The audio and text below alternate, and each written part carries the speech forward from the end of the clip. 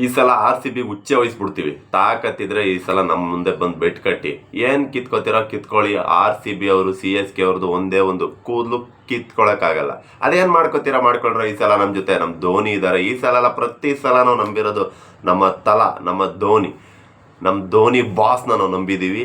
ಅದೇನು ಮಾಡ್ಕೊಳ್ಳಿ. ನಿಮ್ಮ ಕೊಹ್ಲಿ ಬಂದ್ಬಿಟ್ಟು ಅದೇನು ಮಾಡ್ಕೊಳ್ಳಿ ಅಂತ ಹೇಳ್ತಿದ್ದವರೆಲ್ಲ ಎಲ್ಲಿದ್ದೀರಪ್ಪ? ಸ್ವಲ್ಪ ಬೆಳಕಿಗೆ ಬರ್ರೋ. ನಿಮಗೋಸ್ಕರ ಅಂತ ಈ ವಿಡಿಯೋ ಮಾಡ್ತಾ ಇದ್ದೀನಿ. CSK ಫ್ಯಾನ್ಸ್ ಸ್ವಲ್ಪ ಬೆಳಕಿಗೆ ಬನ್ನಿ. ಒಂದು ಸ್ವಲ್ಪ ಪ್ರಪಂಚ ಹೆಂಗಿದೆ ನೋಡಿ. ಒಂದು ಸ್ವಲ್ಪ ಯಾವತ್ತಾದ್ರೂ ಸ್ವಲ್ಪ ಈ ಕ್ವಾಲಿಫೈಡ್ ಅನ್ನೋ ಒಂದು ವರ್ಡ್ ಕೇಳಿದ್ದೀರಾ ನೀವು? ಕ್ವಾಲಿಫೈಡ್ ಅನ್ನೋ ಒಂದು ವರ್ಡ್ ಕೇಳಿದ್ದೀರಾ? ಕೇಳಿಲ್ಲ. ಯಾಕೆ ಕ್ವಾಲಿಫೈಡ್ ಬಗ್ಗೆ ಮಾತಾಡ್ತಾ ಇದ್ದೀನಿ ಇವತ್ತು ನಾನು? ಮಾಡ್ತಾ ಇರೋ ಎರಡನೇ ವಿಡಿಯೋದಲ್ಲೇ ನಾನು ಕ್ವಾಲಿಫೈಡ್ ಬಗ್ಗೆ ಯಾಕೆ ಮಾತಾಡ್ತಾ ಇದ್ದೀನಿ? ತುಂಬ ಖುಷಿ ಆಗ್ತಾ ಇದೆ ನನಗೆ ಮಾತಾಡೋದಕ್ಕೆ. ಯಾಕೆ ಅಂತಂದರೆ IPL ಇತಿಹಾಸದಲ್ಲಿ ನಾನು ಇವತ್ತು ಈ ವಿಡಿಯೋ ಮಾಡ್ತಾರೆ ತುಂಬ ಖುಷಿ ಆಗ್ತಾ ಇದೆ. ಯಾಕೆ ಅಂದರೆ ತೊಡೆ ತಟ್ಕೊಂಡೆಲ್ಲ ನೀವು ಶಬ್ದ ಮಾಡಿದ್ರಲ್ರೋ, ಈ ಸಲ ನಮ್ಮನ್ನು ಗ್ರೌಂಡಿಂದನೇ ಆಚೆ ಹಾಕ್ಬಿಡ್ತೀವಿ ಅಂತ. ನೀವು ಅಟ್ಲೀಸ್ಟ್ ಸೆಮಿಫೈನಲ್ಗೂ ಬರೋಕ್ಕಾಗ್ತಾ ಇಲ್ಲ. ಪಾಪ, ವೆರಿ ಬ್ಯಾಡ್. ಓಕೆ ಫ್ರೆಂಡ್ಸ್, ಏನಪ್ಪ ಅವನು ಹುಚ್ಚುಚ್ಚನಾಗಿ ಒಬ್ಬೊಬ್ಬನೇ ಮಾತಾಡ್ತಾ ಇದ್ದಾನೆ ಅನ್ಕೋಬೇಡಿ. ಮ್ಯಾಟ್ ಏನಪ್ಪ ಅಂತಂದರೆ ಗೊತ್ತಿರೋರಿಗೆಲ್ಲ ಆಲ್ಮೋಸ್ಟ್ ಗೊತ್ತಿರುತ್ತೆ.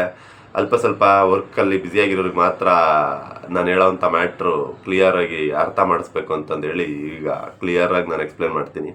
ಮ್ಯಾಟ್ ಏನಪ್ಪ ಅಂತಂದರೆ CSK ಅವರು ಆಮೇಲೆ IPL ಈಗ 2025 ಎಲ್ಲರೂ ಕೂಡ 10 ಮ್ಯಾಚ್ಗಳನ್ನ ಆಡಿದ್ದಾರೆ.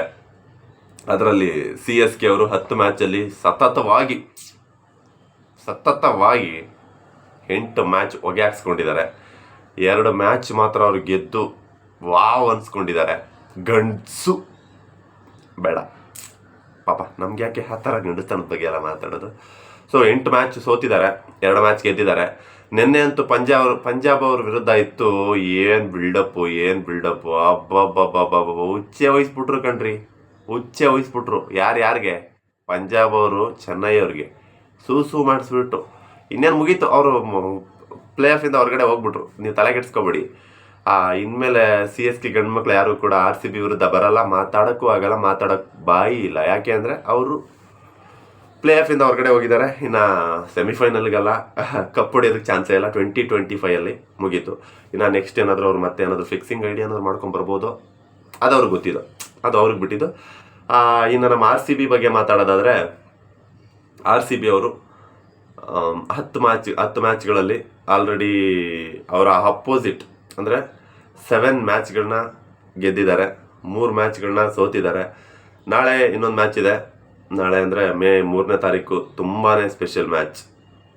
ಯಾಕೆ ತುಂಬ ಸ್ಪೆಷಲ್ ಮ್ಯಾಚ್ ಅಂತ ಹೇಳ್ತಾ ಇದ್ದೀನಿ ಅಂದರೆ ಅದಿರೋದು ಕೂಡ ಈ ಕಳ್ಳನ ಮಕ್ಕಳ ವಿರುದ್ಧನೇ, ಚೆನ್ನೈಯವ್ರ ವಿರುದ್ಧನೇ ಆ ಮ್ಯಾಚ್ ಇದೆ. CSK ವರ್ಸಸ್ RCB ಮ್ಯಾಚ್ ನಮ್ಮ ಬೆಂಗಳೂರಲ್ಲೇ ನಡೀತಾ ಇದೆ. ಆಲ್ರೆಡಿ ಪ್ಲೇ ಆಫಿಂದ ಹೊರಗಡೆ ಹೋಗಿರೋಂಥವ್ರನ್ನ ಕರ್ಕೊಂಡು ಬಂದು ಏನು ರೆಸ್ಪೆಕ್ಟ್ ಕೊಟ್ಟು ಆಡಿಸ್ಬೇಕು, ಏನು ಉರಿಸ್ಬಿಟ್ಟು ಆಡಿಸ್ಬೇಕು ಒಂದೂ ಗೊತ್ತಿಲ್ಲ ನನಗೆ. ಬರೋರು ಬರ್ತಾರೆ, ಆರಾಮಾಗಿ ಊಟ ಮಾಡ್ಕೊಂಡು ಹೋಗಲಿ ಅಂತ ಬಿಟ್ಟು ಕಳಿಸ್ಬೇಕಷ್ಟೇ ಬೈ ಚಾನ್ಸ್. ಬಟ್ ಆದರೂ ಕೂಡ ಕೊಹ್ಲಿ ನಾಳೆ ಮೇ 3ನೇ ತಾರೀಕು ಅದು ಯಾವ ರೇಂಜಲ್ಲಿ ಉರಿಸ್ತಾರೆ ಅಂತ ನೋಡೋಕೆ ನಾನಂತೂ ಕಾತುರದಿಂದ ಕಾಯ್ತಾ ಇದ್ದೀನಿ. ನನ್ನಷ್ಟೇ ಕಾತುರದಿಂದ ನೀವೆಲ್ಲ ಕಾಯ್ತಾ ಇದ್ರೆ ಹೌದು ಅಂತ ಕಮೆಂಟ್ ಹಾಕಿ. ಅದಾದಮೇಲೆ IPL ಪ್ರೇಮಿಗಳಿಗೆ ಈಗ ಕೊಡ್ತಾ ಇರೋ ಅಪ್ಡೇಟ್ ಏನಪ್ಪ ಅಂದರೆ ಮೇ 3ನೇ ತಾರೀಕು CSK ವರ್ಸಸ್ RCB ಮ್ಯಾಚ್ ಸಂಜೆ 7:30ಕ್ಕೆ ಚಿನ್ನಸ್ವಾಮಿ ಸ್ಟೇಡಿಯಂ ಬ್ಯಾಂಗ್ಳೂರಲ್ಲಿದೆ. ಈ ಒಂದು ಮ್ಯಾಚ್ ನೋಡೋವಂಥ ಅಪ್ಡೇಟ್ಸ್ ನಿಮ್ಮೆಲ್ಲರಿಗೂ ಗೊತ್ತು. ಆಲ್ರೆಡಿ IPL ಎಲ್ಲರೂ ಕೂಡ ಮುಳುಗಿ ತೇಲಿ ಈಜಾಡ್ತಿದ್ದೀರಾ.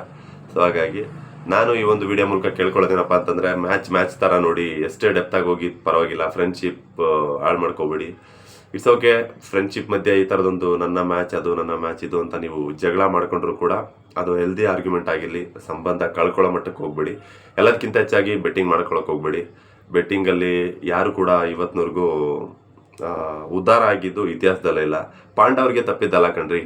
ಹೆಂಡ್ತಿನೇ ಆಡ್ಬಿಟ್ಟು ಅವರು ಹೊರಗಡೆ ಹೋಗೋಂಥ ಪರಿಸ್ಥಿತಿ ಬಂತು. ಬರೋದನ್ನೆಲ್ಲ ಕಳ್ಕೊಂಡು ಹೆಂಡ್ತಿನ ಆಟ ಕೊನೆಗೆ ಅವರು ಆಟ ಆಡೋ ಪರಿಸ್ಥಿತಿಗೆ ಬಂದಿತ್ತು. ಸೊ ಹಾಗಾಗಿ ಈ ಬೆಟ್ಟಿಂಗು, ಜೂಜಾಟ ಇವೆಲ್ಲ ಯಾವತ್ತೂ ಕೂಡ ಯಾರನ್ನೂ ಉದ್ಧಾರ ಮಾಡಿಲ್ಲ. ಅದೇನಿದ್ರು ಕ್ಷಣಿಕ ಸುಖ.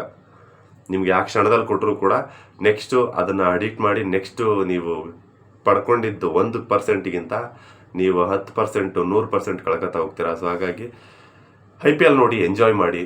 ಈ ಕಡೆ ವರ್ಕ್, ನಿಮ್ಮ ಕೆಲಸ ಅದ್ಯಾವುದನ್ನು ಬಿಡಕ್ಕೆ ಹೋಗ್ಬೇಡಿ. ಎಲ್ಲಾದ್ರ ಮಧ್ಯೆ IPL ನೋಡಿ, ಎಂಜಾಯ್ ಮಾಡಿ. ಫ್ರೆಂಡ್ಶಿಪ್ ಕಳ್ಕೊಬೇಡಿ, ಬೆಟ್ಟಿಂಗ್ ಆಡಬೇಡಿ ಅಂತ ಹೇಳ್ತೀನಿ. ಅದಾದಮೇಲೆ CSK ಗಂಡು ಮಕ್ಕಳಿಗೆ ಯಾರು ದಯವಿಟ್ಟು RCB ಮುತ್ತುರತ್ನಗಳು ದಯವಿಟ್ಟು ಜಾಸ್ತಿ ಉರ್ಸಕ್ಕೆ ಹೋಗ್ಬೇಡಿ. ಏಕೆಂದರೆ ಇತ್ತೀಚೆಗೆ ನಾವು ಸೂಸೈಡ್ ಪ್ರಕರಣಗಳನ್ನ ತುಂಬ ಕಡಿಮೆ ಕೇಳಿದ್ದೀವಿ. ಮತ್ತೇನಾದರೂ ಈ ಥರ ಅವರು ಆ ಥರ ಪಾಪ ಮನ್ಸು ಮಾಡಿಬಿಟ್ರೆ ಕಷ್ಟ.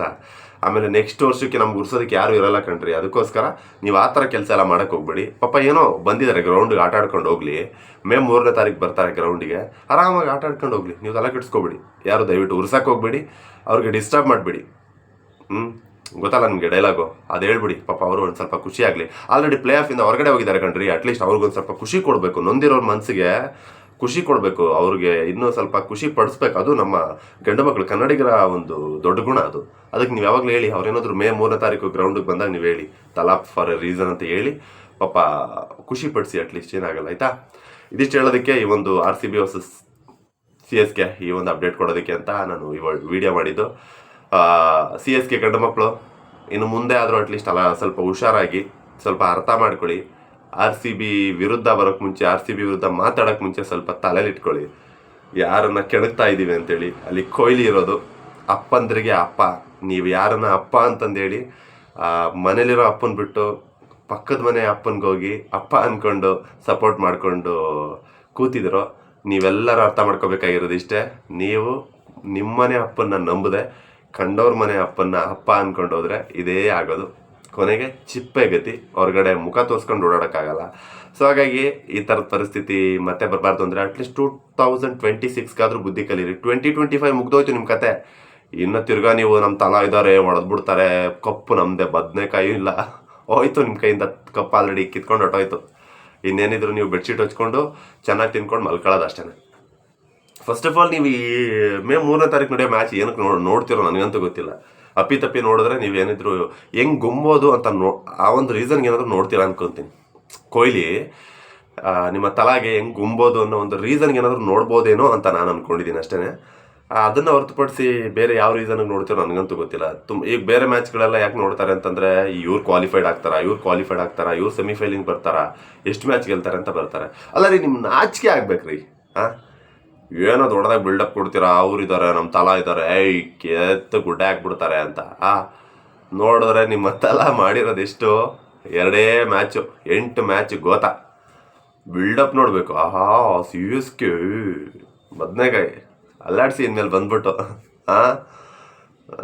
ಅದಕ್ಕೆ ಸ್ವಲ್ಪ ಬುದ್ಧಿ ಕಲೀರಿ. ನಮ್ಮ ಕರ್ನಾಟಕದಲ್ಲಿದ್ದು ಕನ್ನಡಿಗರು ನಮ್ಮ ಕನ್ನಡ ಟೀಮ್ಗೆ, ನಮ್ಮ ಕರ್ನಾಟಕ ಟೀಮ್ಗೆ ಸಪೋರ್ಟ್ ಮಾಡೋದು ಬಿಟ್ಟು ಕಂಡವ್ರಿಗೆ, ಅಂಕಲ್ ಮಕ್ಕಳಿಗೆ ಸಪೋರ್ಟ್ ಮಾಡಿದ್ರೆ ಹಿಂಗೆ ಶೇಪ್ ಔಟ್ ಆಗೋಗುತ್ತೆ. ಬೇರೆಯವ್ರು ನಂಬೋದ್ರೆ ಹಿಂಗಾಗುತ್ತೆ.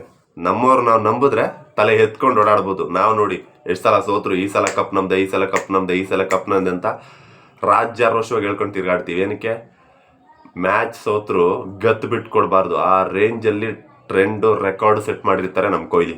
ಅದಕ್ಕೋಸ್ಕರ ಆಯ್ತಾ, ಇನ್ಮೇಲಾದ್ರೂ ಬುದ್ಧಿ ಕಲೀರಪ್ಪ. ಆಯಿತು, ಅದಾದಮೇಲೆ ಮೇ 3ನೇ ತಾರೀಕು ಏನಾಗುತ್ತೆ ಅಂತ ನಾವೇನು ಹೇಳೋದು ಬೇಡ. ಆಲ್ರೆಡಿ ಅವರು ಮನೆಗೆ ಹೋಗಿದ್ದಾರೆ. ಕೊಹ್ಲಿ ಡೆಫಿನೆಟ್ಲಿ ಮೇ 3ನೇ ತಾರೀಕು ಕೂಡ ಸರಿಯಾಗಿ ಗುಮ್ತಾರೆ. ಮೇ 3ನೇ ತಾರೀಕು CSK ಮೇಲೆ RCB ಗೆಲ್ತು ಅಂದರೆ ಅವರು ಸೆಮಿಫೈನಲ್ಗೆ ಸೆಲೆಕ್ಟ್ ಹೋದಂಗೆ. ಇದಿಷ್ಟು ಹೇಳೋಕ್ಕೆ ಅಂತ ಈ ಒಂದು ವಿಡಿಯೋ ಮಾಡಿದೆ. ನಿಮ್ಮ ಒಂದು ಅನಿಸಿಕೆ CSK ಪ್ಲೇ ಆಫಿಂದ ಹೊರಗಡೆ ಹೋಗಿದ್ರ ಬಗ್ಗೆ ಏನನ್ಸುತ್ತೆ ಅದೆಲ್ಲ ಕಮೆಂಟಲ್ಲಿ ತಿಳಿಸಿ. ನೀವು RCB ಫ್ಯಾನ್ಸ್ ಆಗಿದ್ದರೆ ಜೈ RCB ಅಂತ ಕಮೆಂಟ್ ಹಾಕಿ. ಹಾಗೆ ವಿರಾಟ್ ಕೊಹ್ಲಿ ಫ್ಯಾನ್ಸ್ ಆಗಿದ್ರು ಕೂಡ ವಿರಾಟ್ ಕೊಹ್ಲಿ ಬಗ್ಗೆ ನಿಮ್ಮ ಅನಿಸಿಕೆನ ಕಮೆಂಟಲ್ಲಿ ತಿಳಿಸಿ. ಮತ್ತೆ ಮುಂದಿನ ವಿಡಿಯೋದಲ್ಲಿ ಸಿಗ್ತಾನೆ. Love you all, bye.